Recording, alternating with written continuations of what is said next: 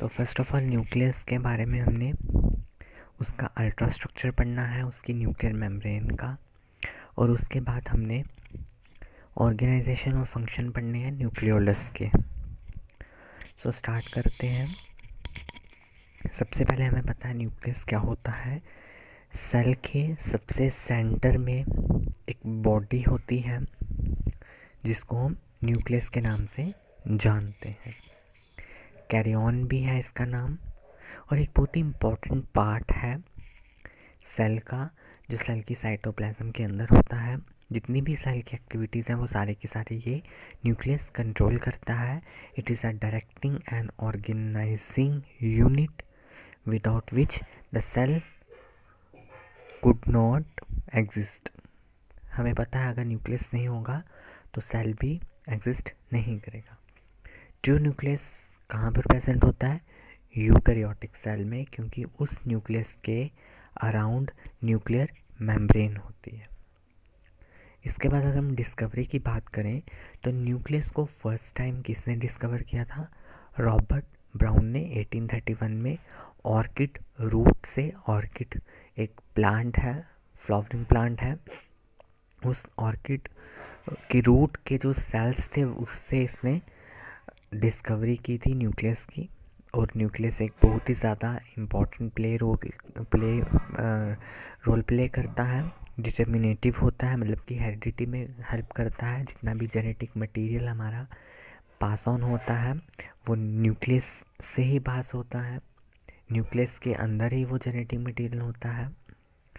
और हैमरलिंग नाम के साइंटिस्ट ने वेरियस सर्जिकल एक्सपेरिमेंट्स भी किए हैं।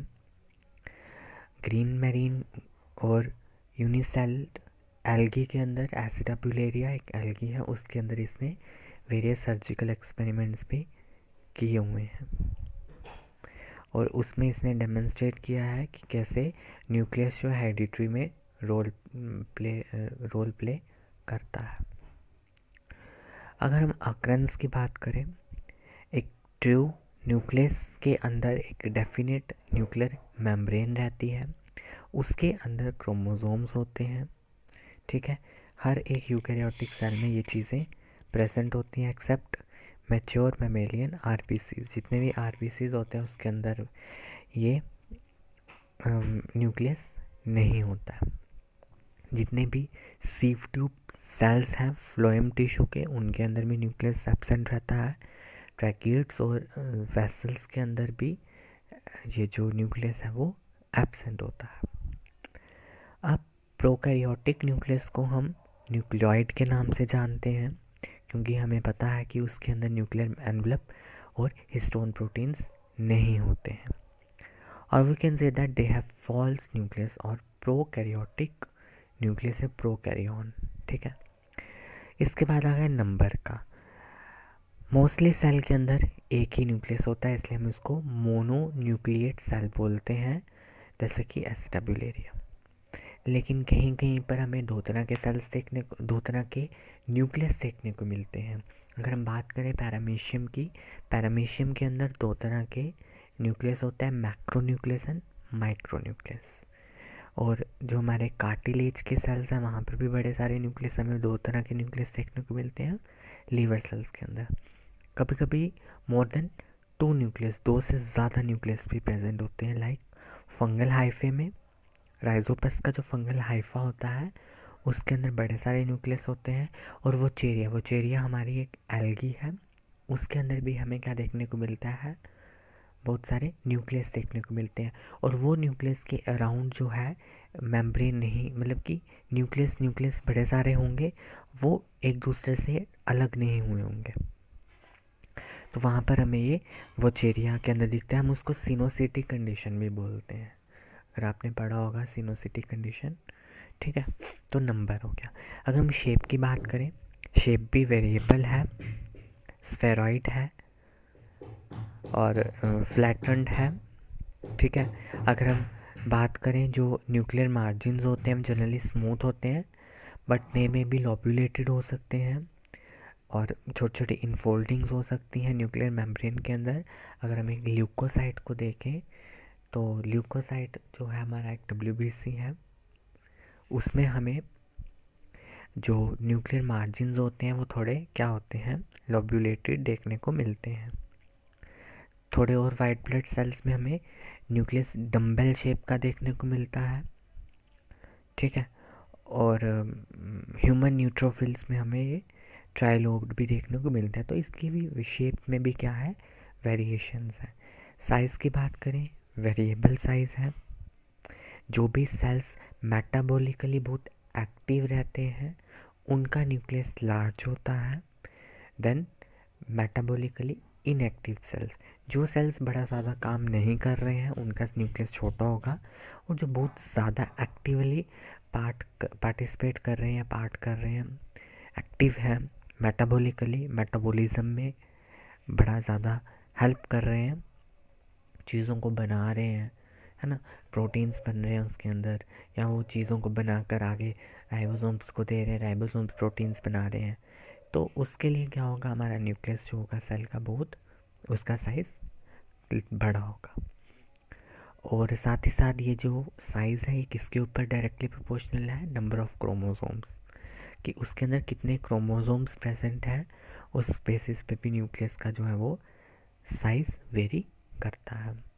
साथ ही साथ it also depends upon the nucleoplasmic index, nucleoplasmic index, which is denoted by NP, and it is a numerical expression of the ratio between the size of nucleus and the volume of cytoplasm। ये एक numerical expression है और इस किसके equal होता है, ये ratio होती है size of nucleus and the volume of cytoplasm, कि न्यूक्लियस का साइज़ कितना है और साइटोप्लाज्म का वॉल्यूम कितना है। अगर हम वी एन वॉल्यूम ले न्यूक्लियस का, उसको किससे डिवाइड करना है, वी सी से, वॉल्यूम ऑफ साइटोप्लाज्म से, ठीक है। ये जो साइज़ ऑफ न्यूक्लियस है यही क्या होगा, वॉल्यूम ऑफ न्यूक्लियस होगा, इसलिए हमने इसको वी एन से डिनोट किया है। अगर हम बात करें केमिकल कंपोजिशन क्या है, उस न्यूक्लियस के अंदर क्या क्या कौन कौन से केमिकल कॉन्स्टिट्यूएंट्स हैं, प्रोटीन्स हैं 80%, जिसमें से 65% एसिडिक, न्यूट्रल, इंजाइमेटिक प्रोटीन्स हैं जो इंजाइम्स का काम करते हैं, और रेस्ट ऑफ द 15% उसके अंदर हिस्टोन प्रोटीन्स हैं जो बहुत इंपॉर्टेंट प्रोटीन है, जो कि हमें यूकैरियोटिक सेल में देखने को मिलता है। डीएनए 12% है, आरएनए 5% है, लिपिड्स 3% है। तो ये परसेंटेजेस हैं इन केमिकल कंपोनेंट्स के, आपको याद करना है। और साथ ही साथ इंजाइम्स हैं, पॉलीमरेसिस हैं, और जो कि किस में हेल्प करते हैं हमें पता है, synthesis of DNA and RNA. और कुछ हमें मिनरल्स हैं, magnesium 2 positive, calcium 2 positive, sodium positive और पोटेशियम के पॉजिटिव, ये सारे ट्रेसेस में हमें न्यूक्लियस के अंदर देखने को मिलते हैं। तो ये था इस न्यूक्लियस का बेसिक, जिसमें आपको थोड़ी बहुत डेफिनेशन देनी है, डिस्कवरी बता देनी है, अक्रेंस कहाँ कहाँ पर होता है, कहाँ कहाँ पर नहीं रहता है ये न्यूक्लियस, नंबर क्या है इनका, शेप, साइज़, और साइज़ का थोड़ा बहुत, और इसमें उसके बाद केमिकल कंपोजिशन। अब है अल्ट्रा स्ट्रक्चर। तो जब हम एक न्यूक्लियस को कंसीडर करते हैं, तो जो न्यूक्लियस का स्ट्रक्चर देखने को मिलता है हमें, अगर हम एक सेल की बात करें, ये सेल आ गया, सेल के अंदर न्यूक्लियस रहता है ना। इस न्यूक्लियस का भी स्ट्रक्चर हम देखें तो हमें कुछ स्ट्रक्चर, इसका ध्यान से देखें तो हमें स्ट्रक्चर इस तरह से देखने को मिलता है। ये थोड़ा बड़ा थिक बना है, इसको थिन बनाना है। यहाँ से क्या निकलती है,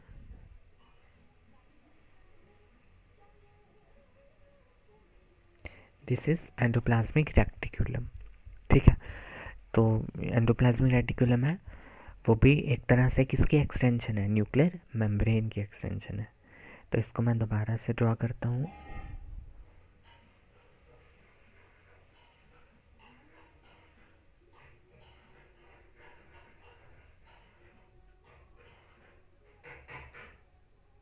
तो ये एक न्यूक्लियस आ गया।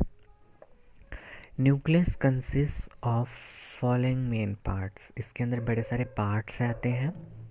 सबसे पहला आ गया nuclear membrane, nuclear sap, chromatin network, nucleolus, endosomes. ठीक है। तो सबसे पहले अगर हम बात करें न्यूक्लियर मेम्ब्रेन की, जो मैंने अभी बनाई हुई थी ब्लू कलर की, वो क्या थी? न्यूक्लियर मेम्ब्रेन थी, जिसको हम न्यूक्लियोलेमा भी बोलते हैं या फिर कैरियोथीका भी बोलते हैं। ठीक है, कैरियो हो गया न्यूक्लियस और थीका हो गया मेम्ब्रेन के लिए। उसके बाद अंदर जो सैप रहेगा वो कहलाया जाएगा न्यूक्लियोप्लाज्म या फिर कैरियोलिम्फ। ठीक है, ये इनकी टर्मिनोलॉजीज हैं, टर्म्स हैं, इनको हम इन्हीं नाम से भी बोलते हैं। बाकी हमें पता है अंदर क्रोमैटिन मटेरियल होगा, क्रोमोसोम्स होंगे, न्यूक्लियोलस होगा जो कि राइबोसोम्स की सिंथेसिस करते हैं, और थोड़े बहुत एंडोसोम्स होंगे। तो अब हम बात करें, हर एक न्यूक्लियस के ऊपर एक डबल मेम्ब्रेनस एनवलप होती है। तो जब मैंने ये बनाई थी तो मैंने डबल बनाई थी इस तरह से, ये ऐसे डबल, एक बाहर एक अंदर। This is double membranous envelope, जिसको कैरियोथीका बोलते हैं। और ये अंदर, ये सारा जो अंदर, ये जो इसके अंदर ये जो सारा सबस्टांस है, इसको क्या बोलते हैं? कैरियोलिम्फ। क्या बोलते हैं? कैरियोलिम्फ। और उसके अंदर हमें क्या देखने को मिलता है?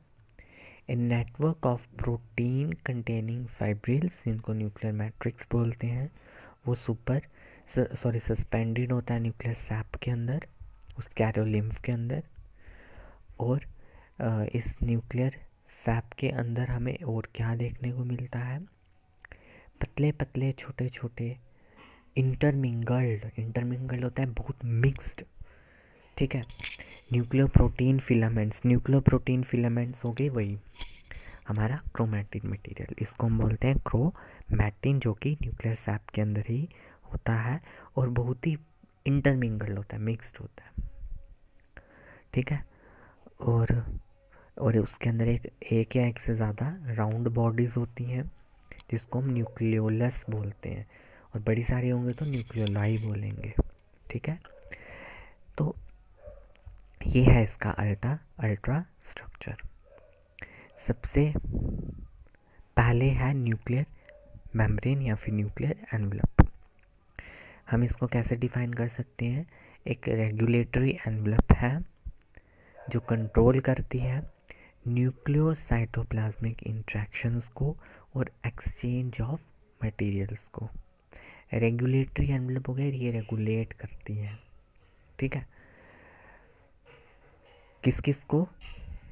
न्यूक्लियोसाइटोप्लाज्मिक इंट्रैक्शन, जो न्यूक्लियस और साइटोप्लाज्म के बीच में इंट्रैक्शंस हो रही हैं, जो चीज़ें अंदर बाहर जा रही हैं, उसको कंट्रोल करता है। साथ ही साथ जो मटेरियल्स का एक्सचेंज हो रहा है उसको भी ये एनवलप ही कंट्रोल करती है। ये न्यूक्लियर एनवलप को हम न्यूक्लियोलीमा बोलते हैं, कैरियोथीका बोलते हैं, और जिसको एरक्लिप नाम के साइंटिस्ट ने फर्स्टली डिस्कवर किया था 1845 में, और उसके बाद हर्टविग नाम के साइंटिस्ट ने भी इसके बारे में कुछ कहा था, इसके बारे में हमें बताया था 1893 में। न्यूक्लियर मेम्ब्रेन बायलेयर्ड है, 2 लेयर से बनी है। ठीक है, इसके अंदर इंटरप्शंस है या फिर पोर्स है। ये पूरी की पूरी कंटिन्यूस नहीं है, इसके अंदर कुछ पोर्स हैं एट वेरियस इंटरवल्स पे। ठीक है, और उस प्रोटीन उस पोर के अंदर, उस पोर को हम क्या बोलते हैं?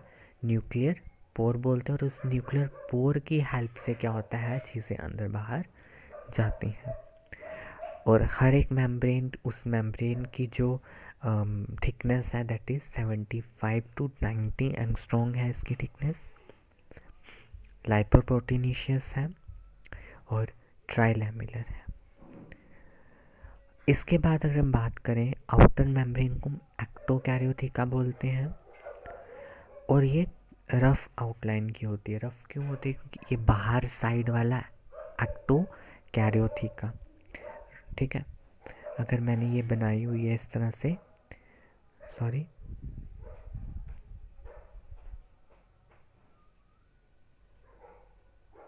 ये इस तरह से, बाहर वाली एक्टोकैरियोथिका, ठीक है, ये इस तरह से, ये क्या आएगी एक्टोकैरियोथिका। और ये बाहर वाली साइड रफ होती है, क्यों होती है रफ? क्योंकि इसके ऊपर क्या प्रेजेंट होते हैं, राइबोसोम्स होते हैं, ठीक है, साइटोप्लाज्मिक वाली साइड होती है ये। और इसमें वही आ रही है, रफ एंडोप्लाज्मिक रेटिकुलम भी होती है, और यही रफ एंडोप्लाज्मिक रेटिकुलम भी बनाती है, ठीक है, कौन? आउटर न्यूक्लियर मेम्ब्रेन, और we can say that ectokaryotheca. Inner membrane को हम क्या बोलते हैं, एंडोकैरियोथिका, और वो विदाउट राइबोसोम्स होती है। और ये अंदर से जो हमने अंदर वाली लेयर बनाई थी, अंदर वाली ऐसे वाली, ये अंदर वाली एंडो वाली, ठीक है, एंडोकैरियोथिका इंटरनली लाइंड होती है एक डेंस मटेरियल से, प्रोटीन फाइबर्स का मटेरियल होता है, इसको हम बोलते हैं न्यूक्लियर लैमिना या फिर nuclear cortex, which is 300 angstrom, बहुत थिक होती है अंदर से, ठीक है, अंदर से बड़ी थिक होती है। और साथ ही साथ इन एंडो रेक्टो जो मेम्ब्रेन है, इसके बीच में फ्लूइड होता है, पैरी न्यूक्लियर स्पेस होती है, और उसके अंदर फ्लूइड रहता है जो कि 100 से 300 एंगस्ट्रॉम तक होता है। और ये न्यूक्लियर लैमिना जो अंदर वाली, ये जो न्यूक्लियर लैमिना हमने पढ़ी, ये न्यूक्लियर लैमिना एक डेफिनेट शेप प्रोवाइड करती है न्यूक्लियस को, क्योंकि थिक होती है, 300 एंगस्ट्रॉम थिक होती है, और ये एक प्रॉपर शेप देती है किसको, हमारे न्यूक्लियस को। साथ ही साथ इस न्यूक्लियर लैमिना के साथ कौन जुड़ा होता है, न्यूक्लियर क्रोमैटिन भी जुड़ा होता है इनर साइड से, ठीक है। और ये ज़्यादातर ये मोस्ट ऑफ द क्रोमैटिन को कहाँ रखती है, पेरिफेरल रीजन पे रखती है न्यूक्लियस के, ठीक है। और ये बिलीव किया गया है, ये माना गया है कि जो लैमिना है, ये जो न्यूक्लियर लैमिना है, ये टारगेट है for the activity of kinase. Kinase एक प्रोटीन या फिर एंजाइम है जो क्या इनिशिएट करता है, सेल साइकिल को in the presence of cyclin. Cyclin भी एक प्रोटीन है, एंजाइम है, ठीक है। तो इसकी मदद से ये इनिशिएट करता है काइनेस, और ये काइनेस होता कहाँ है, उस न्यूक्लियर लैमिना में। न्यूक्लियर एनवेलप सेलेक्टिवली परमिएबल है, क्योंकि ये डिफरेंशियली परमिएबल है, ये हर एक सबस्टांस को अपने में से पास नहीं होने देती है, जैसे कि हमने कहाँ पढ़ा था, प्लाज्मा मेम्ब्रेन में। और ये पंक्चुएटेड बाय छोटे छोटे iris like variable nuclear pores. इस न्यूक्लियर एनवेलप के बीच में क्या होते हैं, जगह जगह पर न्यूक्लियर पोर्स होते हैं। उस पोर का स्ट्रक्चर हमने पढ़ना है, और उस पोर के ऊपर, न्यूक्लियर पोर के ऊपर आपको 7 मार्क्स का या 3 मार्क्स का क्वेश्चन आ सकता है और आता है। और कॉम्पिटिटिव में इस न्यूक्लियर पोर के बारे में बहुत ज़्यादा पूछते हैं, जिसको मैं अपनी नेक्स्ट वीडियो में कवर करूँगा। तो आज के लिए यही था। So thank you so much guys.